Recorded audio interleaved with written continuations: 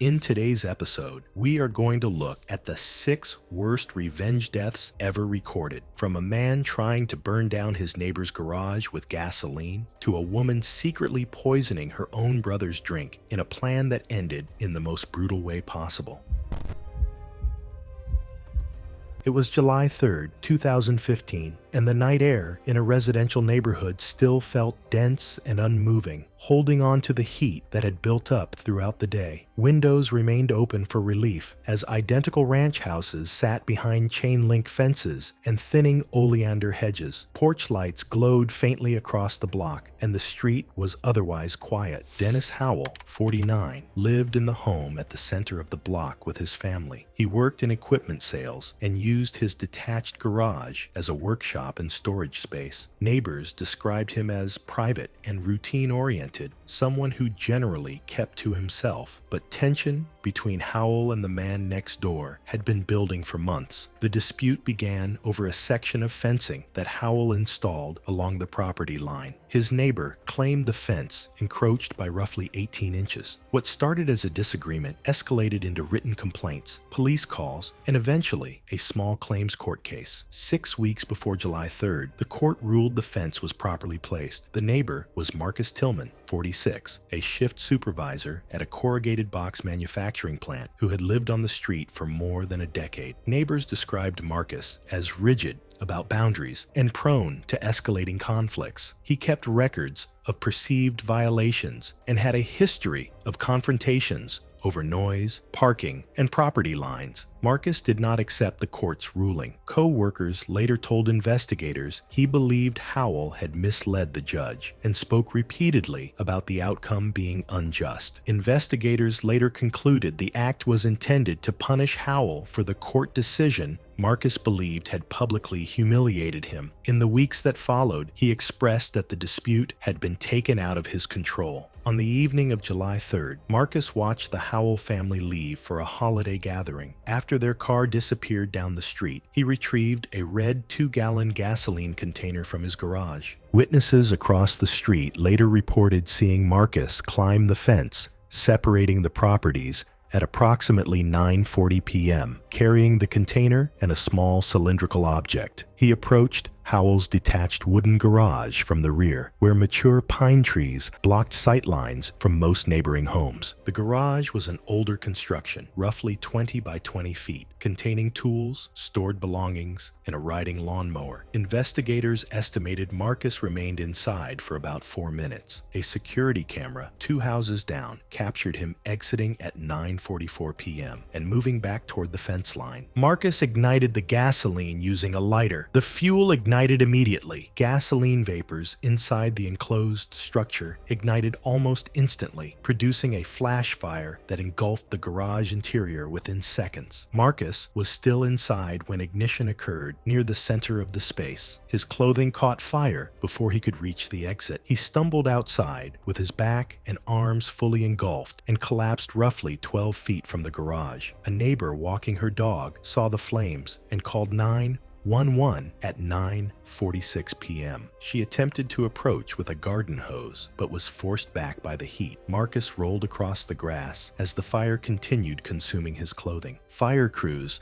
arrived at 9:52 p.m. and extinguished the flames within about 90 seconds. Paramedics found Marcus conscious but severely burned, with injuries covering approximately 60% of his body surface area. He gave limited responses during transport before being intubated. Marcus survived for 19 hours in a burn unit before dying from complications of extensive thermal burns, with smoke inhalation listed as a contributing factor. Investigators determined the injuries were caused by a gasoline-fueled flash fire during an attempted arson. The case was classified as a death occurring during the commission of a felony. Howell's garage was a total loss and was later rebuilt through insurance.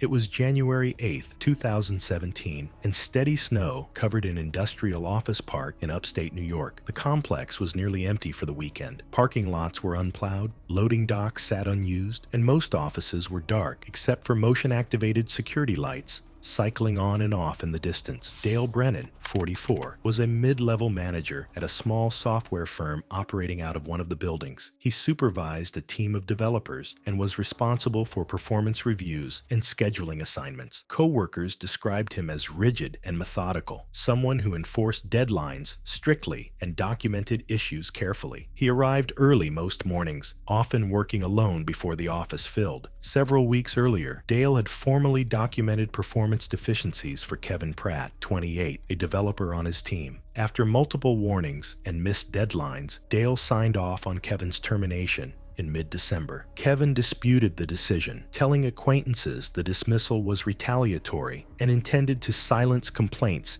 he had raised about management practices. He fixated on Dale as the person who finalized the outcome. Although Kevin's employment ended, a security oversight left his access card active. Investigators later determined that in the weeks after his dismissal, Kevin researched chemical injuries, delayed symptom onset, and methods of contamination that would not be immediately detected. When his apartment was searched, handwritten notes and printed office layouts were recovered. On the evening of Sunday, January 8th, access logs showed Kevin entering the building shortly after 8:30 p.m. The office was empty. Carrying a plastic bottle disguised as a sports drink, he moved through the workspace, using his phone as a light source. Inside the bottle was a concentrated alkaline cleaning agent obtained from a residential maintenance supply. Kevin went directly to Brennan's workstation. He partially disassembled the keyboard and applied the caustic solution beneath the keys and along the palm rest area, forcing the gel into seams and contact points where prolonged typing would drive it into the skin. Investigators later concluded the act was intended to punish Brennan personally for the termination Kevin believed had ruined his career. After reassembling the equipment and wiping the exterior clean, Kevin exited the building without triggering alarms. The following morning, Dale arrived early as usual. After beginning work, he noticed his hands felt unusually slick against the keyboard, as if coated in oil. Several minutes later, a deep burning sensation set in, intensifying rapidly. As he reacted, he rubbed his face and wiped his mouth before recognizing the injury. Witnesses later reported that he rushed to a sink, rinsing repeatedly as blistering spread across his palms and fingers. Emergency services were called for chemical exposure. Paramedics found Dale alert but in severe distress, with deep burns to both hands and chemical injury to his lips and oral cavity. He was transported to a regional hospital for treatment. Over the next 48 hours, Dale's condition worsened. Physicians documented progressive tissue damage and chemical aspiration injuries consistent with secondary inhalation. Despite aggressive treatment, infection developed at multiple sites and entered his bloodstream. Dale died 3 days later from complications of chemical burns and resulting sepsis. Hospital staff notified investigators after identifying the contaminated keyboard and mouse. Security logs and surveillance footage confirmed Kevin Pratt's unauthorized entry into the building the night before. A search of his apartment uncovered remaining cleaning chemicals, printed office layouts, and handwritten notes outlining the plan. Kevin was arrested without incident 2 days later. He was charged with second-degree murder and aggravated assault involving a chemical agent. During trial proceedings, prosecutors argued the act was a deliberate attempt to harm Dale Brennan in retaliation for the termination decision. Kevin was convicted on all counts and sentenced to a lengthy prison term. Investigators concluded the attack was a targeted act of revenge. The company later revised its access termination procedures, and the case was formally closed following sentencing.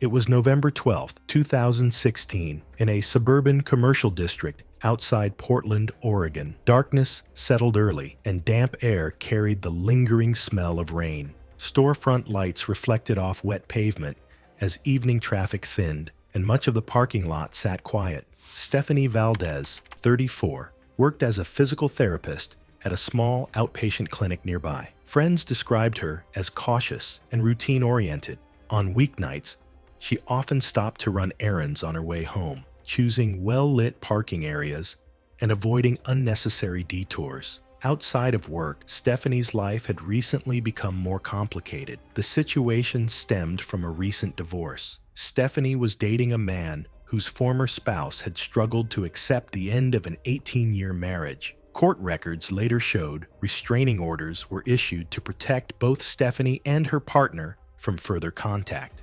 The former spouse was Denise Cartwright, 52, a medical billing specialist. Co-workers later described noticeable behavioral changes after the separation. Denise fixated on the belief that Stephanie was responsible for the collapse of her marriage. The restraining orders prohibited all contact and required Denise to remain more than 100 yards away. Despite this, records showed repeated violations that resulted in warnings but no jail time. In the weeks leading up to November 12th, Denise tracked Stephanie's movements, photographing her vehicle, noting arrival times, and following her routine through publicly available information. That evening, Denise followed Stephanie from work at a distance. Stephanie drove to a shopping center, parked near the rear of the lot, and entered a department store alone.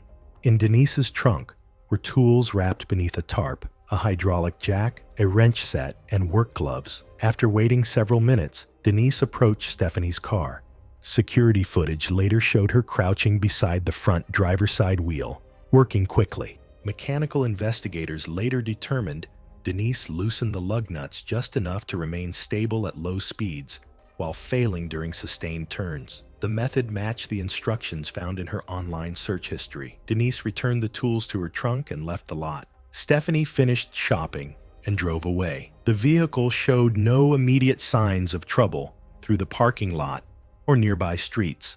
As she continued along a multi-lane arterial road, traffic moved normally. While making a turn at a signalized intersection, lateral forces exceeded what the compromised wheel assembly could tolerate. The loosened lug nuts failed, and the front driver's side wheel separated from the hub. The car dropped onto its front left corner, metal scraping against pavement as sparks trailed behind. The loss of control sent the vehicle across the center line and into oncoming traffic. A pickup truck struck the driver's side, collapsing the door frame. Bystanders called emergency services immediately. Responders arrived to find Stephanie trapped and unresponsive. Fire crews used hydraulic tools to extricate her before transporting her to a nearby trauma-capable medical center. Stephanie died later that evening.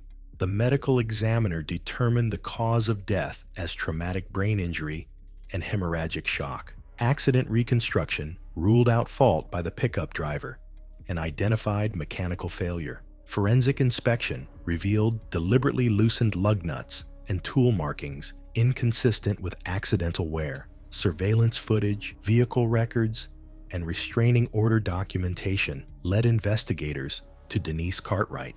Investigators recovered tools and digital records from Denise's residence documenting weeks of preparation. Confronted with the evidence, she acknowledged her role in the sabotage. She was convicted of murder in the second degree and sentenced to life in state prison, with a minimum of 25 years before parole eligibility.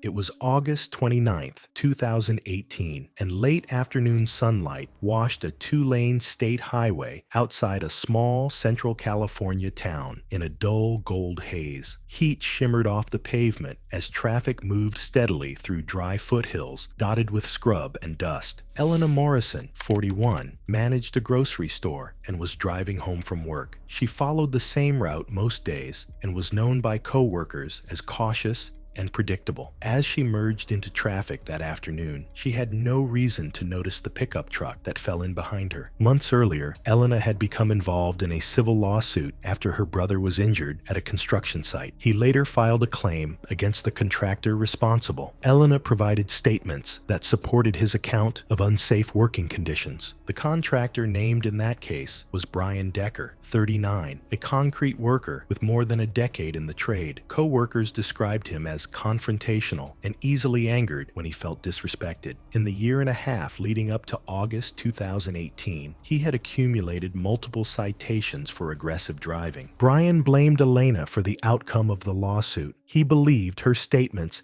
had directly contributed to a costly settlement and the loss of a major contract. He spoke openly about the case, insisting he had been set up and singling her out by name. That afternoon, Brian was driving a lifted pickup with oversized tires and dark window tint. As traffic slowed near roadside construction, he noticed a silver sedan ahead of him. The license plate caught his attention. Witnesses later said he closed the distance abruptly. He began following closely, flashing his high beams and sounding his horn. The sedan maintained its lane. Brian pulled alongside, gestured through his open window, then cut sharply in front and braked, forcing the car to slow. Moments later, the sedan exited the highway. Brian followed. After several turns through a residential neighborhood, Elena pulled into her driveway. Brian stopped his truck in the street, partially blocking the entrance, and got out. He approached the driver's side on foot, shouting accusations about the lawsuit and lost work. Elena remained inside with the doors locked and windows raised. She called emergency services as Brian struck the driver's side window with his hand. The recording captured his raised voice and threats. As Elena attempted to reverse out of the driveway, Brian turned back toward his truck. Witnesses later reported hearing the engine rev before the vehicle surged forward. Brian accelerated into the driveway, striking the rear quarter of Elena's car and forcing it sideways into the garage entrance. The impact crushed the driver's side door against the concrete frame. Elena sustained severe blunt force trauma to the head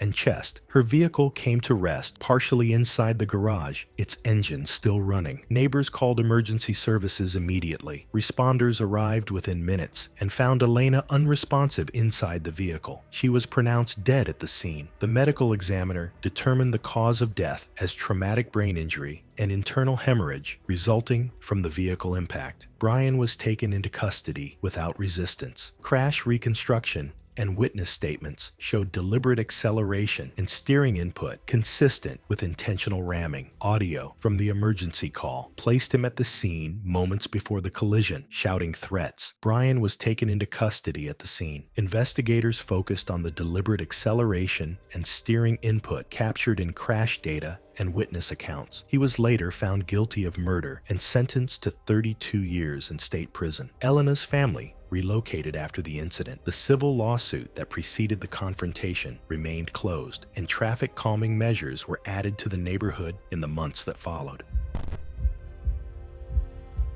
It was March 4th, 2019, and early evening settled over a suburban neighborhood outside Atlanta. The air carried the smell of freshly cut grass, and traffic noise drifted in from nearby arterial roads. Porch lights came on as residents returned home, leaving the street otherwise quiet. Raymond Chen, 49, co-owned a small commercial printing business that had supported him for most of his adult life. He had recently begun planning retirement and selling his stake. Friends described him as cautious and methodical, someone who avoided confrontation and preferred predictable outcomes. Discussions about the company's future had grown strained. Raymond wanted to sell and exit. His business partner opposed the move, arguing the business could continue operating independently and accusing Raymond of abandoning the company at a critical moment. That partner was Mitchell Graves, 51, a former insurance investigator responsible for much of the company's internal oversight. Financial records later showed Mitchell was under severe strain. He had borrowed heavily against his home to keep the business afloat without Raymond's knowledge. When Raymond discovered the loans and threatened to formally challenge them, Mitchell faced losing both the business and his personal assets. In the weeks that followed, Mitchell took no further steps to resolve the dispute through the business. During that period, Mitchell began preparing quietly. He tracked Raymond's schedule and confirmed that Raymond and his wife would be out of town attending their daughter's college graduation. Mitchell already possessed a copied house key from earlier business dealings and obtained the home alarm code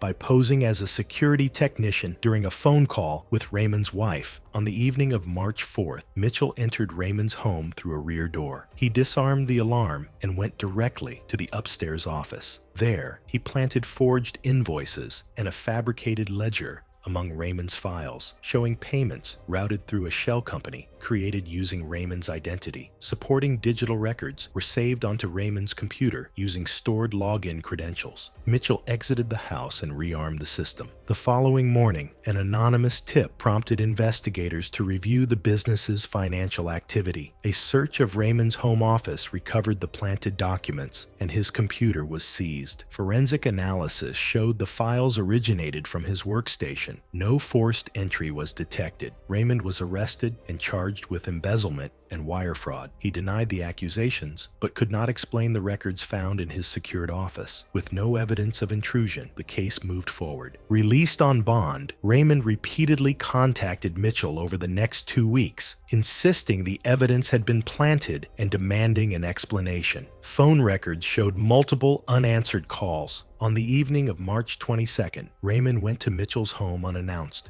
According to investigators, Mitchell was already armed when Raymond arrived. Surveillance footage showed Raymond entering the residence without force. Inside, an argument followed. Raymond was shot twice in the chest at close range. He collapsed near the entryway and was pronounced dead at the scene. Mitchell called emergency services and initially claimed self-defense. Investigators found no signs of forced entry or physical struggle. Ballistics analysis showed the shots were fired from a stable position, and the trajectory indicated Raymond was not advancing at the time he was shot. The medical examiner determined Raymond died from rapid blood loss and cardiac injury caused by gunshot wounds to the chest. Digital evidence linked Mitchell to the planted records and unauthorized access to Raymond's home. Prosecutors determined the shooting was deliberate and intended to silence him. Mitchell Graves was convicted of malice murder and sentenced to life in state prison, with the possibility of parole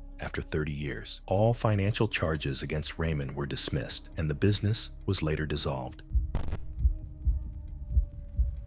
It was December 18th, 2014, in a quiet suburban neighborhood outside Chicago. A modest 2-story home was decorated for the holidays. Warm lights spilled from the windows, and the smell of baked goods lingered in the cold air. Wrapped gifts were stacked along a dining room wall, and handwritten holiday cards sat neatly arranged on a table, waiting for stamps. Marcus Holbrook, 55, had arrived that evening to meet with his older sister. He worked in logistics and lived several hours away, which had limited in-person contact in recent years. Since their mother's death 7 weeks earlier, communication between the siblings had become strained and strictly practical. Their mother's will divided the estate evenly among the 3 siblings. Marcus's sister believed the distribution failed to account for the role she had played as primary caregiver during their mother's final 2 years. Meetings with the estate attorney ended without changes. The will was clear and legally binding. That sister was Vanessa Holbrook, 58, the eldest of the 3. She had coordinated medications, medical appointments, and daily care while her siblings visited infrequently. Friends later described her as increasingly resentful after the estate meetings, focusing on what she viewed as a fundamental imbalance. Her frustration settled on Marcus. She accused him of contributing little while receiving the same inheritance. Contact between them narrowed to estate-related logistics. In the weeks that followed, Vanessa began researching ways to induce a fatal medical event that could resemble natural causes. A later review of her computer revealed searches related to undetectable poisons, sudden cardiac arrest, and inheritance outcomes following a sibling's death. She focused on oleander, a common ornamental plant containing cardiac glycosides capable of disrupting heart rhythm. Marcus had a documented history of high blood pressure, which she believed would make a cardiac event appear plausible. Over several evenings, Vanessa prepared a crude extract in her garage. Wearing gloves, she boiled the oleander plant material and reduced the liquid through evaporation. Investigators later noted the process produced unpredictable potency, but even small quantities could be lethal. Vanessa invited both siblings to her home for what she described as a reconciliation dinner. Their sister initially agreed, but canceled that morning due to a family illness. Marcus came alone. Earlier that afternoon, Vanessa prepared iced tea and stored it in a glass pitcher in the refrigerator. Investigators later determined she added the oleander extract using a teaspoon kept in the pantry for flavoring syrups. The utensil was rinsed briefly and left on the counter. When Marcus arrived, Vanessa poured 2 glasses of tea. Marcus drank steadily while they talked. Vanessa took only a few sips. Within an hour, Marcus complained of nausea and dizziness. He became disoriented, then collapsed in the living room. Vanessa called emergency services, reporting a sudden medical emergency. Paramedics arrived to find Marcus unresponsive with an irregular, chaotic heart rhythm. Advanced life support was initiated during transport to a nearby hospital, but his condition deteriorated rapidly. He was pronounced dead later that evening. The medical examiner ordered toxicology testing after reviewing the circumstances of the collapse. Results revealed lethal levels of cardiac glycosides